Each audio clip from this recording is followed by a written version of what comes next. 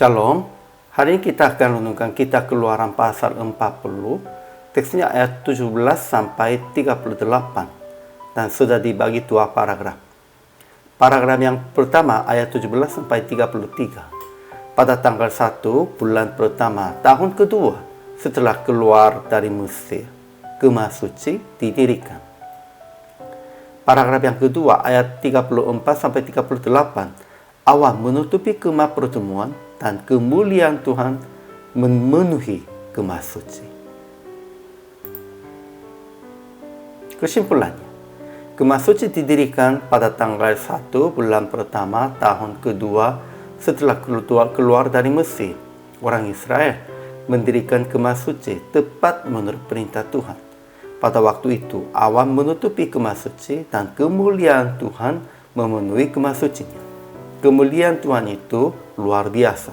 Musa yang sering bertemu Tuhan juga tidak dapat memasukinya kemah pertemuan. Selanjutnya, kemuliaan Tuhan menjadi pembimbing bagi bangsa Israel. Awan di atas Kemah Suci bukan lambang, itu hadirannya. Tuhan diam dengan mereka dan membimbing segala hidup mereka.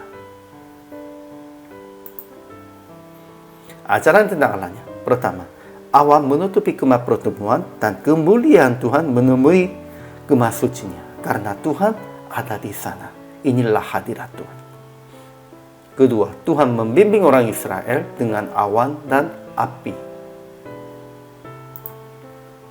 Ajaran tentang manusianya. Pertama, pada tanggal 1 dalam bulan yang pertama tahun yang kedua, Musa dan orang Israel mendirikan Kemah Suci seperti yang diperintahkan Tuhan kepada Musa. Kedua, Musa dan Harun serta anak-anaknya membasuh tangan dan kaki mereka dengan air dari pembasuhannya. Setiap kali mereka masuk ke dalam kemah pertemuan dan mereka datang mendekat kepada Mezbah, seperti yang diperintahkan Tuhan kepada Musa, mereka harus dibasuhinya. Ketiga, Musa pun tidak dapat memasuki kemah pertemuan ketika awan hinggap di atas Kemah Suci dan kemuliaan Tuhan memenuhi Kemah Sucinya. Begitu luar biasa kemuliaan Tuhannya.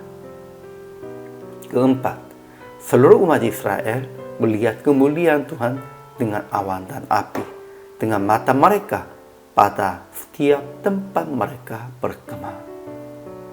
Kekuatan Tuhan, kemuliaan Tuhan tidak bisa melihat dengan mata.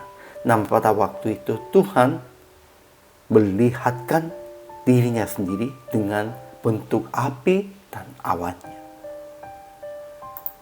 Jadi aplikasi hari ini. Pertama, mendirikan kemah pertemuan dengan melakukan seperti yang diperintahkan Yesus dalam Alkitab. Ya, pada zaman itunya kemah pertemuannya itu, dan sebenarnya memang pahit Allah pun juga supaya ketemu dengan Tuhannya. Namun sekarangnya Roh Kudus sudah diam di dalam kita dan tubuh kita menjadi tempat pertemuan Tuhannya. Itu pahit Allahnya. Sehingga kita harus mendirikan kehidupan kita sepertinya melakukan sesuai dengan perintah Yesus. Kedua, tetap konsentrasi penyertaan Tuhan. Tuhan pasti sudah menyertainya dan mengikuti bimbingan Tuhan seperti yang orang Israel mengikuti bimbingan Tuhan dengan awan. Kita juga harus konsentrasi kapan saja Tuhan tunjukkan kepada kita sebagai tandanya. Kita harus mengikutinya bimbingan Tuhan. Praktik hari ini sehingga memuji dan memuliakan tentang penyertaan Tuhan dan tetap mengikuti bimbingan Tuhan dengan melakukan seperti yang Yesus perintahkan dalam Alkitab. Kita harus konsentrasinya tentang bimbingan Yesus dan harus menjadi ahlinya tentang Alkitab dan harus melaksanakan sesuai dengan perintah Yesus. Inilah tanggung jawab semua orang percaya dan lebih khususkan kepada hamba Tuhan. Hari ini juga selama melayani, Tuhan Yesus memberkati.